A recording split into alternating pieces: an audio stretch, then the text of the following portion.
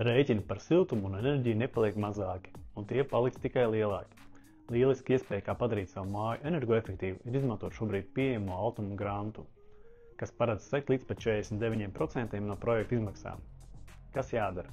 Jāveic ēkas energoaudits, jāveic tehniskās dokumentācijas sagatavošana, mājas iedzīvotājiem jālem par projektu realizāciju. Kāpēc renovēt?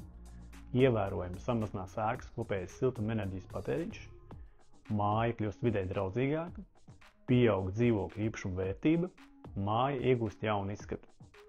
Kā notiek projektu finansēšana? Jūs realizējat projektu par saviem līdzekļiem, bankas kredītu vai Altuma aizdevumu, un pēc projekta realizācijas Altuma kompensē daļu izmaksu. Atcerieties, pat ja jums šobrīd mājas siltināšana liksies par dārgu un lielu projektu, tad ar pavisam nelielām investīcijām var sākt ar apkursu un karstā ūdens cirkulācijas sistēmas sakārtošanu, kas jau jūtami ļaus samazināt apkursa rēķinus.